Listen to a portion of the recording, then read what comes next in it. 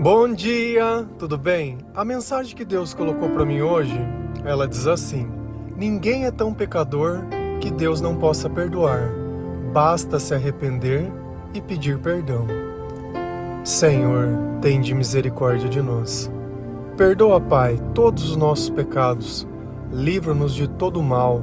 Nos afasta de tudo aquilo que não vem de Ti. Nós agradecemos, Senhor, por mais esse dia, pelo alimento, pela presença, pela palavra. Aceita, Senhor, essa nossa oração, esse nosso louvor, pois nós Te amamos, bendizemos, adoramos. Somente Tu é o nosso Deus e em Ti confiamos.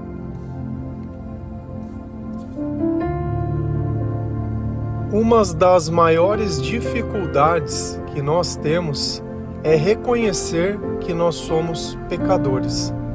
Ainda mais quando nós comparamos as nossas vidas com a vida de outras pessoas. O problema é que cada pessoa peca de uma maneira diferente. Uns ficam mais evidentes, outros ficam mais ocultos, mais escondidos. Mas no fim, todos nós somos pecadores. E se você pode estar se perguntando, o que é o pecado? O pecado é tudo aquilo que nos afasta de Deus. É todas as vezes que nós procuramos o eu ao invés de procurar o nosso. É todas as vezes que nós desagradamos ao Senhor, acreditamos que a solução ou a saída venha de algo que não seja dele. Todas as vezes que nós acreditamos que possamos viver sem o Senhor. O pecado é tudo aquilo que nos afasta do amor. O pecado é apagar a luz, sem querer entender que para que os nossos olhos possam ver, ela é necessária. Então, existem diversos tipos de pecados. Tem pessoas que pecam contra o próprio corpo, outros pecam contra Deus quando eles adoram e idolatram e acreditam em coisas que não são Deus, como se aquilo fosse algo divino. Tem pecado que vem através das palavras, tem pecados de todos os tipos, e dentro de nós existe uma bússola do pecado. Mas como assim? Os nossos sentimentos. Você sabe o que é bom e o que é ruim, porque quando você faz algo que não é bom, você se sente mal. Por mais que você possa, às vezes, passar a impressão de uma pessoa forte, que não está nem aí para nada, dentro de você aquilo uma hora vai incomodar. E Deus, Ele pode nos perdoar de todos os pecados, de todos os erros e de tudo aquilo que nós fizemos contra Ele e contra as pessoas. O Senhor, Ele pode nos perdoar. A Bíblia relata que existe apenas um pecado que é imperdoável e ele se define como a blasfêmia contra o Espírito Santo. Então, se você maldizer a Deus e o Espírito e todas as coisas nesse sentido, esse é o único pecado que não tem perdão. De resto, todas as coisas, Jesus, Ele pode perdoar. Só que para que Jesus, Ele possa nos perdoar, nós primeiro precisamos reconhecer o mal que está em nossa vida, o mal que está em nosso comportamento e o mal que nós somos. Quando nós conseguimos fazer isso, nós estamos prontos ao arrependimento. Porque se eu não consigo reconhecer as coisas que estão na minha vida, não tem como eu simplesmente querer que as coisas elas deem certo. Por quê? Porque eu vivo uma mentira, eu vivo aquilo que não faz parte do Senhor. Se a gente vai lá em Lucas 15, versículos 6 e 7, a palavra do Senhor, ela diz assim: Alegrem-se comigo, pois encontrei minha ovelha perdida. Eu digo que, da mesma forma, haverá mais alegria no céu por um pecador que se arrependa do que por 99 justos que não precisam arrepender-se. Você, aquela pessoa que ninguém dá mais nada, que ninguém mais acredita, aquele que pensa praticamente quase todos os dias em tirar a própria vida, aquele que vive de forma que não gostaria de viver. O pecado, ele nos amarra, porque ele impede que nós olhamos além da escuridão. E é justamente por você que o céu vai estar em festa. É pela sua vida, que para os seres humanos já não vale nada, para todos aqueles que já desistiram de você, que Jesus está fazendo um convite hoje. E Ele está dizendo: alegrem-se comigo, pois encontrei a minha ovelha perdida. Jesus estava te procurando. Nem sempre a igreja ela tem capacidade de entender essa mensagem, porque a igreja, da forma que nós conhecemos na maior parte do tempo, ela está aqui para condenar o nosso pecado. E Jesus não. Jesus ele está aqui por você, para que você tivesse a oportunidade de se arrepender. Essa passagem ele diz que se uma pessoa tivesse 100 ovelhas e uma tivesse se perdido, ele deixaria as 99 para ir te procurar. E quando ele encontra essa ovelha perdida, ele se alegra. Ele se alegra. Então, para Deus, a sua vida, que para os homens não vale nada, é alegria e é aquilo que faz o céu ficar em festa. Mas a sua vida, do jeito que ela está hoje, ela entristece a Deus. Mas existe algo que você pode fazer para mudar tudo isso, que a passagem também nos ensina. Se você se arrepender, a sua vida vai ter mais valor, vai ter mais significado para Deus do que daqueles outros 99 que não precisavam da misericórdia de Deus. Aqueles 99 que te apontavam e diziam que você não ia dar em nada. Só colocavam um problema. Eu sei que o começo não foi fácil, que muita coisa foi perdida, que muito cabelo já caiu, que muito a sua pele já se enrugou, que muito você gastou tudo o que tinha e o que não tinha. Já mentiu, já enganou, já manipulou, já jogou a toalha, já pegou de novo, já pensou que a sua vida tinha mudado por causa de um homem ou de uma mulher. Quem pode mudar a tua vida é o Senhor, porque depois que o Senhor nos levanta e nós nos convertemos, nós não caímos mais. Então, se você acredita que alguém te ajudou, mas depois você veio a tropeçar, aí que está o erro. E esse é o momento de você observar tudo que já aconteceu na sua vida e se arrepender. Você vai ser julgado pelos 99 o tempo inteiro. Quando eu comecei a me converter, foi complicado. Primeiro que eu era ateu, não acreditava em Deus e eu militava contra Deus. Então as pessoas elas jogavam na minha cara o tempo todo, tudo aquilo, todos os meus erros, todas as minhas falas e tudo. Eu me recordo que um dia eu estava comendo um lanche, eu trabalhava à noite, e chegou uma pessoa que, entre aspas, era meu amigo, me questionando, dando de dedo na minha cara, perguntando por que eu estava enganando as pessoas. Você via ódio. E o duro não é quando uma pessoa ela vem tirar satisfação. Eu tenho 1,90 m. Ele devia ter, 1,65 m. Eu tenho um porte físico que eu teria força suficiente para ele engolir todas as palavras dele mais um pouco. E ele dizendo bravo, e eu olhei. Por um instante, pensei, será que é isso que Deus espera de mim? Que eu faça aquilo que eu fazia antes? E eu me calei, enquanto ele esbravejava, me julgava e me condenava. Mas dentro de mim existia uma raiva e um ódio tão grande que estava dando vontade de socar a cabeça dele.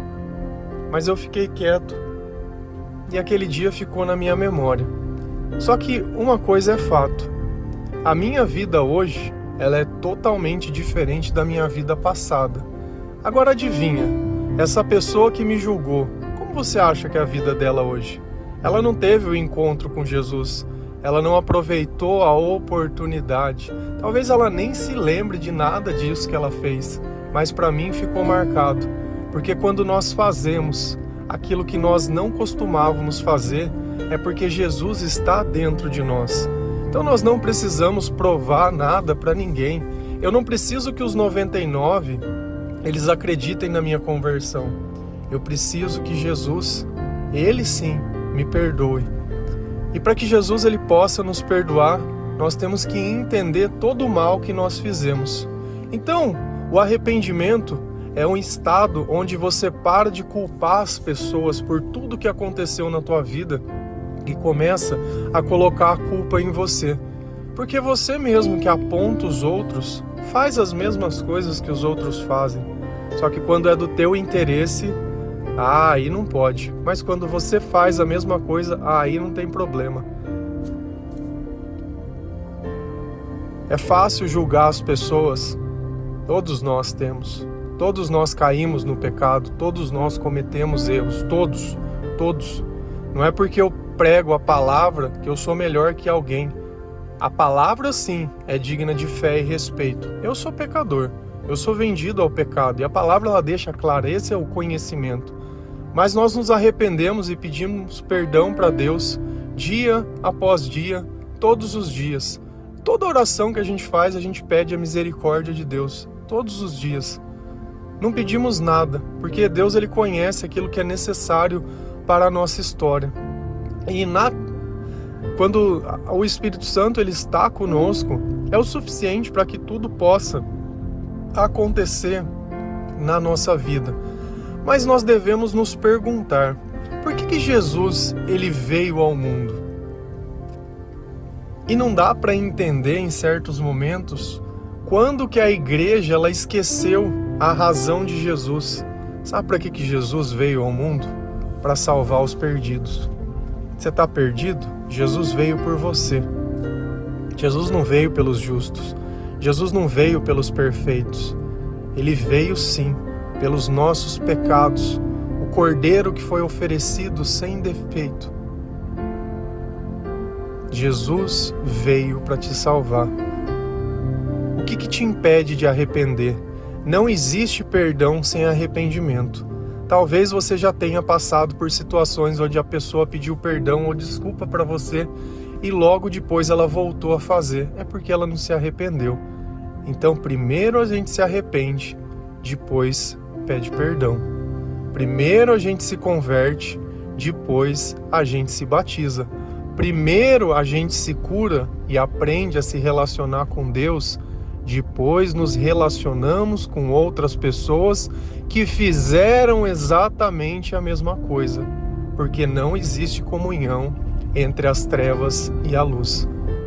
Não existe. Se a gente vai lá em Mateus 9, versículo 12 e 13, a palavra do Senhor lá diz assim: ouvindo isso, Jesus disse: não são os que têm saúde que precisam de médico, mas sim os doentes. Vão aprender o significado. Isto, desejo misericórdia e não sacrifícios, pois não vim chamar justos, mas pecadores. Você é pecador? Jesus está te chamando. Jesus veio por você. E é por isso, e é justamente por isso, que nós temos que entender que essa mensagem de arrependimento é a mensagem mais importante. Não é a cura do corpo, é a cura da alma. Porque quando a nossa alma é curada, o nosso coração e os nossos sentimentos, eles acabam ficando plenos. E tudo aquilo que nos aprisionava já não prende mais. Tudo aquilo que nós tínhamos como vício, como hábito, como dependência, já não faz mais parte da nossa vida. Não são os que têm saúde que precisam de médico, mas sim os doentes. Você consegue se reconhecer doente? A doença nem sempre é do corpo. A doença muitas vezes é da alma. Não é à toa que a depressão ela assola a casa de muitas pessoas.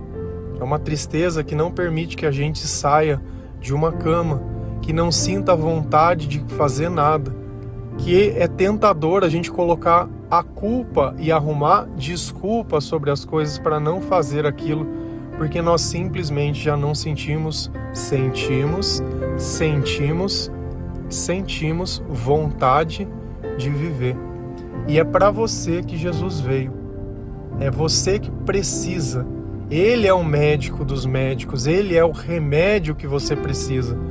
Não adianta ficar tomando tarja preta, não adianta você se esconder atrás disso, porque você não tem capacidade de admitir. Sozinho nós não temos, com Deus tudo podemos. E depois que nós entendemos que nós estamos doentes, nós vamos entender mais uma coisa, que Deus ele quer a misericórdia e não o sacrifício. É porque antigamente, para que os pecados eles pudessem ser perdoados, eram-se oferecidos sacrifícios. E o que eram esses sacrifícios? Eles pegavam um animal e faziam um churrasco. Comiam a carne, dividiam a carne, e aquilo para o Senhor. Existiam dois tipos de sacrifícios, os completamente queimados, que queimavam o animal inteiro, e os outros que eles dividiam a comida e celebravam uma festa ao Senhor de arrependimento. Então era basicamente isso. Só que Deus está falando assim, eu não quero que vocês fiquem fazendo isso. Eu quero que vocês tenham misericórdia.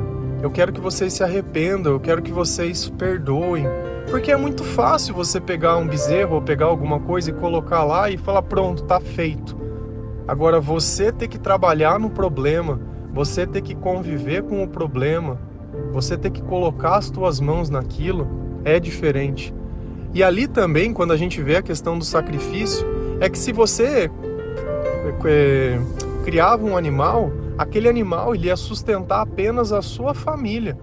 Então aquele animal era seu. Quando você sacrificava ele, você estava dando a oportunidade de dividir algo da tua casa com outras pessoas. E é justamente o amor é isso, é quando a gente tira de casa, tira do meu e divide o nosso. Pai nosso que estás no céu.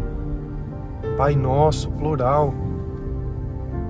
Então essa era a diferença. Mas a misericórdia ela estende sobre a vida de todas as pessoas. Pois eu não vim chamar os justos, mas os pecadores. Então você acha que está mais fácil? Jesus está falando com quem? Jesus está incomodando o coração de quem? Daquele que se acha justo ou daquele que se acha pecador? Tem uma parábola do fariseu e do publicano.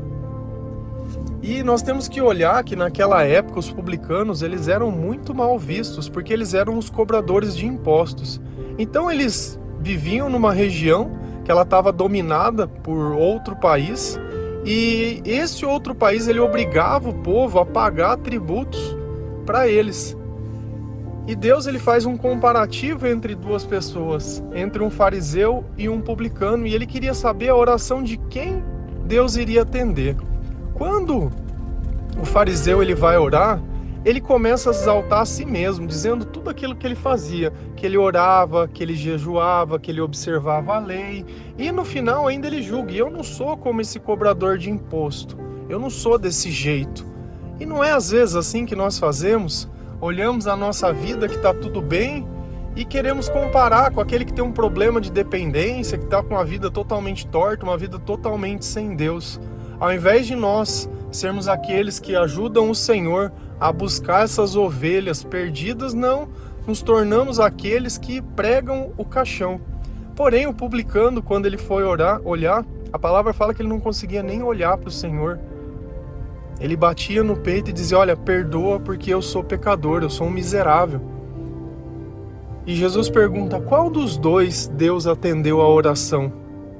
Justamente, aí vem aquela passagem, que os humilhados serão exaltados.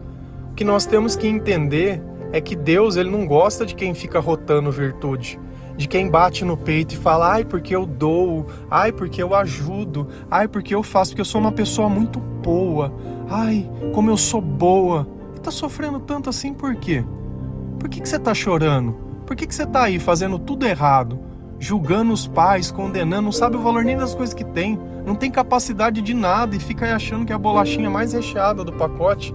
Não é nada, nada. não conseguiu ter nem a própria família e nem nada. Se coloca no teu lugar e se arrepende. Tira essa arrogância. Tem pessoas que sofrem porque são arrogantes. Se coloca no lugar de doente. Eu preciso de você, Senhor. Cura a minha vida. Cura a minha vida. Tira a arrogância. Tira essas escamas dos meus olhos. Tira essa cegueira espiritual. Tira essa soberba de dentro de mim. Tira tudo. Jesus, ele veio chamar os pecadores. Paulo, ele falava, dos quais eu sou o pior. Pior. E olha como Deus agiu grandemente na vida de Paulo. E Deus vai agir grandemente também nas nossas vidas, quando nós passamos pela fronteira do arrependimento. Jesus, ele trabalha dentro do nosso coração. Talvez a tua vida esteja aí toda destruída, toda torta. Você está cheio, com a mão cheio de pecado, não tem problema. Vamos que seja a última vez.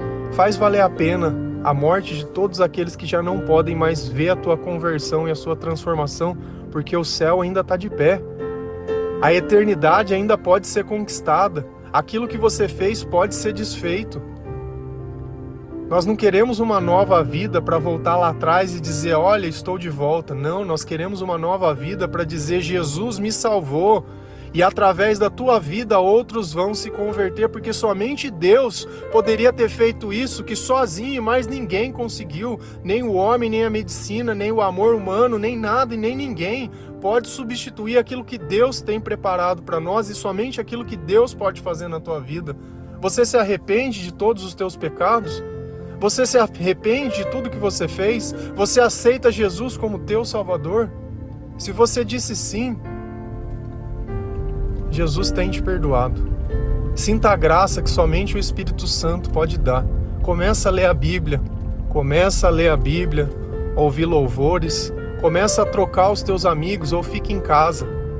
Porque quando você começar a fazer parte do céu, o inferno vai se levantar para você para te julgar. Mas saiba que Deus está do teu lado. Amém? Que Deus abençoe cada um de vocês. Que o Senhor possa tocar o teu coração e que a misericórdia de Deus estenda a tua vida. Deus não quer sacrifício. Deus não quer o refrigerante, não quer o chocolate, não quer a cerveja, não quer nada. Deus quer o teu coração. Deus quer a tua obediência. Deus quer a sua transformação, que é o seu bem. Amém? Que Deus abençoe cada um de vocês. Feliz a nação cujo Deus é o Senhor. Um bom dia.